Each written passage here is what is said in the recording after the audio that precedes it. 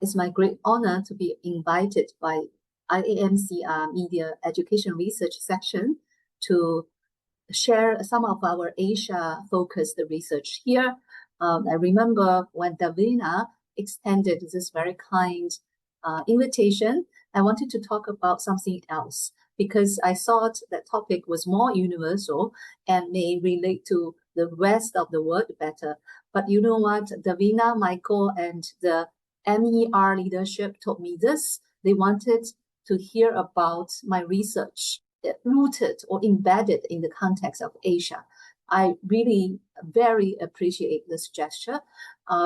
As Davina mentioned in one of the emails to me, the global majority is actually living in the global south. Asia, especially Southeast Asia, is a part of the global south for both geographical, economic, and historical reasons. So that's why I'm very honored to talk about my Asia-focused communication research. And in order to organize many years of research in different contexts, following different topics, I hope to use a concept called Asia as method, as a conceptual framework to organize the various diverging research I have conducted in the past 20 years. Of course, I am a scholar coming from a communication and a new media department at the National University of Singapore.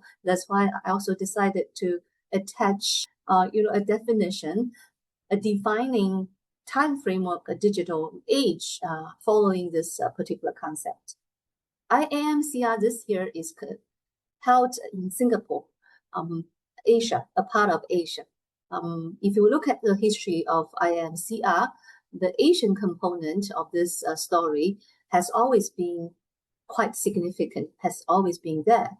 Although some outsiders' perceptions are that IAMCR is very Europe-based. Yes, it originated from Europe, right? But as early as in 1986, New Delhi in India has already held one of the annual conferences of IAMCR. Following New Delhi, it was Seoul. Seoul from South Korea hosted the 1994 IAMCR. Fast forward to the 21st century, Singapore held the first time IAMCR main conference in 2000. Following Singapore, we see that Taipei, India again in 2014, China finally in 2022, all hosted our general conference. So from 1957 to 1999, there are first 42 years, the conference was held in Asia just twice. From 2000 to 2025, only 25 years, we have seen the conference coming to Asia for 1, 2, 3, 4, 5 times. Recently, we also elected a president who is originally from Asia, India in per se, but has spent a lot of time working in another part of Asia, Hong Kong. The Asian part of the IAMCR stories has really been growing over the years. So while in this year, our partner or our sister communication association, International Communication Association, was also trying to reflect on the history of communication, education, and research. So I organized a panel, a theme panel in ICA that focused on this idea of history. ICA said that they have had 75 years of history because ICA was founded. Our panel included several communication scholars from different generations who have been deeply rooted in the Asian region. They have been working in Asia, doing research in Asia for many, many years. This very distinguished panel gathered together to reflect on the history of our own communication, education, and research. The first thing the panel did was to challenge the conventional 75-year narrative of communication research. They asked us to resort about the timeline and the origins of Asian communication studies. For instance, Peking University's journalism course actually began in 1917. Similarly, the Philippines journalism training started in 1999. India's journalism training followed closely and started in 1920. So, contrary to the idea that our communication research and education in Asia started much later than so-called the Western counterpart, if you look at journalism training, Asia actually has made the move pretty early. When it comes to communication education, in the contemporary sense, communication as a discipline is more social science focused. It was indeed evolving unevenly across different Asian regions. India's program on communication and media was first established in 1941. South Korea had its first communication department in 1954. China has this very interesting, unique context in which that all the academic disciplines need to be formally recognized by the government. So China's discipline was only formally recognized in 1997 by Ministry of Education. So if you look at these numbers, yes, roughly Asian communication education and research had about 70 years of development. But if we trace back to the more earlier and humanity-focused journalism training, we were actually a lot earlier. All right, so these timelines helps us actually to think about whether Asian communication, education, and research should have their own characteristics. If yes, which kind of uniqueness or which kind of universalness we should pursue. Here I try to summarize the key themes that have emerged from this roundtable or panel discussion. The first theme I heard from the discussion was that we need to overcome methodological nationalism through inter-Asian scholarship. So our speakers criticized the isolationist tendency in research. This kind of research confines its context and implications within national borders. One example our speakers used was the shift, right, from inter-Asian comparative studies in the 1990s to current over-reliance on Western frameworks. One of our speakers cited the interdisciplinary Indian research that resists Western theoretical dominance as probably a way to pursue our Asian communication research. We had another example that came from Singapore, which looked at communication research not just as a scholarship, but as practical endeavors that actually influence food advertising policies. The local relevance beyond Western models is showing in this kind of research. Well, if we agree that we should look at Asian cases and compare Asian cases to Asian cases in order to get more insights, the next question is, what do we get out of these comparisons? Will there be like a standalone single Asian standpoint that emerged from these kind of comparative scholarship? Well, our panelists thought that we don't really have just one standpoint. We should embrace Asian philosophical standpoints, multiple standpoints. The pluralism seen in Asian contexts should be reflected in the pluralism in our Asian communication research standpoints. The consensus rejected the singular view. Our panelists supported that there are multiple grounded standpoints. For instance, one of the presenters stressed that Asia has a very diverse cultural and political layout. And we also had a panelist who advocated integrating Asian intellectual traditions like peace studies into communication research. So both methodological and philosophical pluralism is a way forward. After identifying this way forward, what might be some concrete actions can we take to lead the way, to approach our goal more quickly? Our panelists made some excellent suggestions about how we can resist the persistent marginalization of Asian-based scholars and regional imbalances in scholarship, right? We should first start from citation practices. One of our presenters or panelists highlighted one particular example. In that example, an edited book volume on digital cultures in South Asia was published, but you look through the authors, none of these authors were actually based in the South Asian region. Although the topics is about South Asia, no voices from South Asia was included in that book. Based on this kind of observations, our panelists made a call. The call has two parts. The first one is to cite each other. Instead of citing some Western literature as classic frameworks, why not cite each other, cite another Asian case, another global South case that looked at similar topics. Our second call is actually to look at Asian publication venues, right? Especially Asian journals.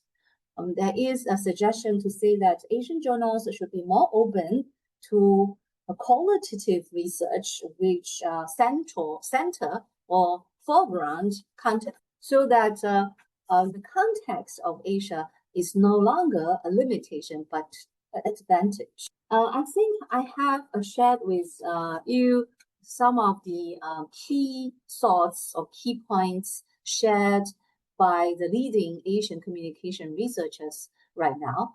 But I also know that there are many people in the audience who are not necessarily from Asia or who don't really do Asian communication research. You probably wonder, why should we study Asian communication then?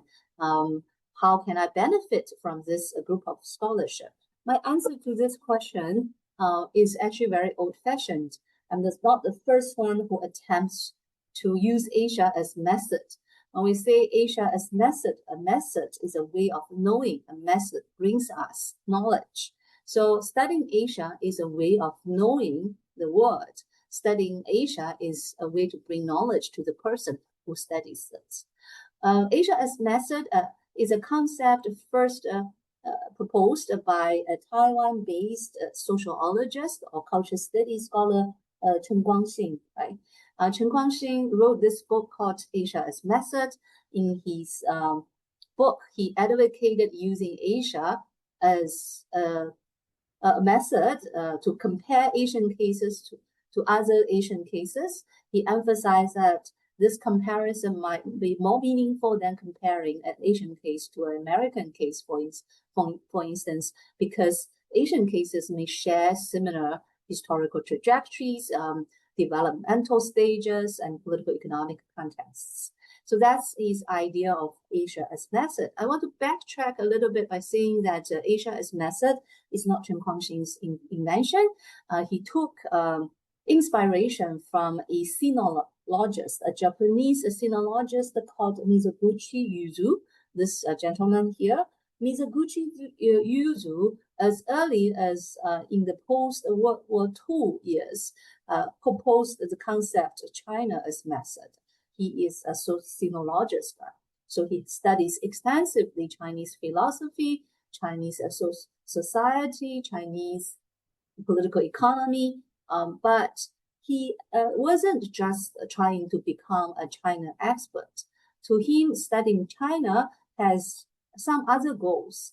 He said this, quote, "To take China as method is to take the world as a goal."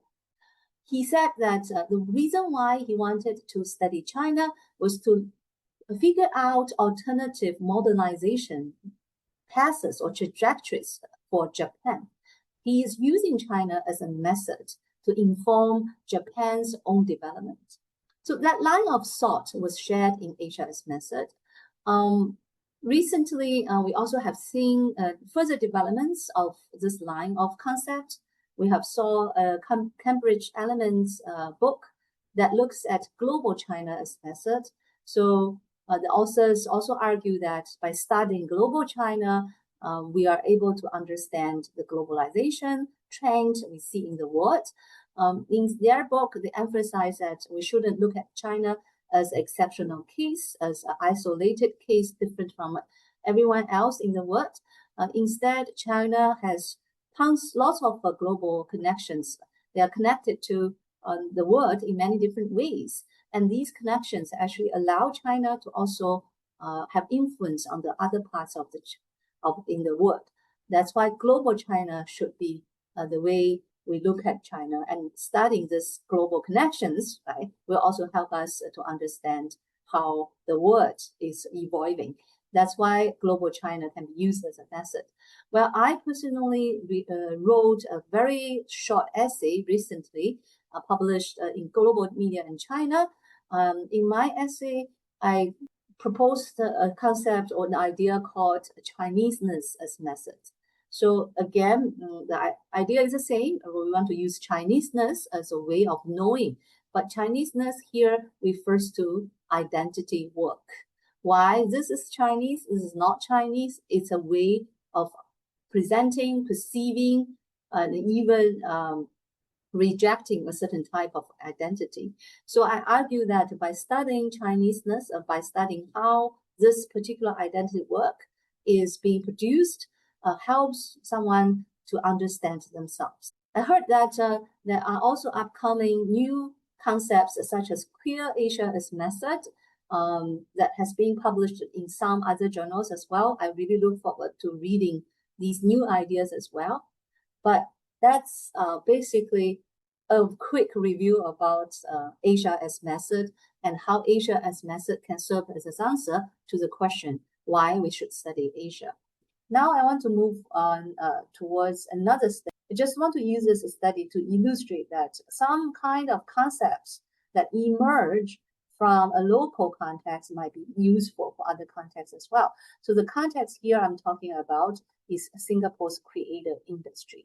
My co-authors are two of my students, Eldrada Ray and Gina Fu, and we spent almost a year interviewing people from the creator industry to understand the idea of visibility. We all know that visibility is very central to influencers' lives. If you don't have visibility, you have no traffic, or you have no likes, comments, and shares, then no advertisers will give you businesses, then the influencers may not be able to continue their practices anymore, right? So I just want to share with you what we learned from interviewing all these local Singaporean creators and their agents, MCNs, media companies, and so on and so forth. So here is a very conceptual level of sharing. So here we found that, in the social media era, visibility becomes something different. How different? We have to go back to the mass media era. In the mass media era of films and television, right? When we talk about visibility, we often think about big celebrities, right? Film stars that everybody knows. However, this visibility is rather one way. That means the visibility of the celebrities is evident to the audiences. The audiences all know them, right? The audiences know them through reading news stories about them, through watching TV, right? The audiences remain a mess. However, the celebrities oftentimes do not have a clear idea about who their audiences are, simply because there's no such data, no such technology that supports the collection of such data. Right? But this changed in social media era. In the social media era, the visibility seems to become two-way. Right? The platforms use algorithms to offer creators or influencers statistics or data to understand their audience. Platforms also use algorithm to condition or to guide or to direct the visibility of audiences to the creators. Also, the the other way around, right? A good example is how platforms can actually use algorithm to make some creators and their content invisible, shadow ban, right? They block creators' visibility to audiences. Audiences just cannot see the creators' content. So that's a first thing we found from our study. The visibility has become two-way, and there is a layer of mediation between seeing each other. The common understanding, from based on research from maybe the more developed parts of the world, is to say that platforms dominate visibility. But after interviewing platform players, creators themselves, MCNs, basically agency companies that manage creators, and even the state player, we found that multiple players actually have to negotiate with each other to collectively mediate visibility. That's why we propose a derived generated this idea of intermediated. The mediation of visibility has to go through interactions between these multiple actors. Although these multiple players do not really have equal power, the power dynamics can be imbalanced. At the current stage, platforms indeed seem to have more power than other players because platforms control the technology, control algorithm that mediates the visibility. They can decide who is visible, who is not visible, right? Platforms also have a lot of investment, so they have the financial power to decide whether creators can receive advertisement deals, right? Can survive financially. That's why platforms indeed are relatively more powerful in the game of intermediated visibility. However, creators also try their best, right? They try to use content strategies.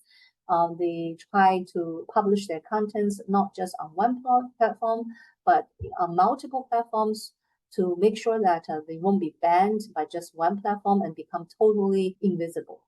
Creators use these strategies to counter or to gain the power of platforms. MCNs are the collective entities that put the individual creators together, right? So they basically build creator communities for the individual creators.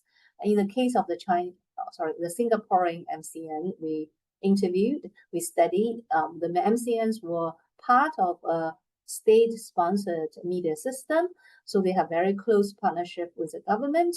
They also reach out to the industry to build close partnership with the industry as well. They ask TikTok and YouTube to come to give training programs to their creators. So MCNs, through these efforts, also intermediate visibility. Last but not least, in the context of Singapore state, plays a very important role in contesting visibility as well. Although state doesn't directly manage the platforms or the content creators, but they economically support MCNs. They also sometimes give businesses to the MCNs and the creators under them. For instance, maybe a ministry has an online campaign they want to run, they will go to the MCNs, reach out to their creators to help them to run the campaign. On the other hand, state also counter the power of platforms through law and regulations, policies, right? So state can come up with policies that force platforms to remove some content, right? To also look into certain kind of content creators in order to have some control over who is visible to whom in the context of Singapore. So this very deeply kind of local study, how does that then benefit the other people who study the same phenomenon of visibility? I would say that this concept of intermediated visibility might serve as a starting point for further thoughts about whether visibility is now completely dominated or controlled by platform. If it's not, what might be the potential ways to contest for it? Asia can be used as a method, and for us, communication research, who are interested in digital media, maybe you can say that Digital Asia can also be used as a method. So I'm going to stop there. I hope and I invite every one of you to pay more attention to studies from Asia. It's not because Asia is a very exciting and interesting context that might be very different from your own. It's actually that you might be able to find inspirations and a lot of similarities and comparative powers from the Asian cases. And this power would help you to understand yourself, understand your own context, to come up with solutions to the problems that matter to you. Okay, thank you so much for listening. And here is some other means to find more about our research and to reach out to me.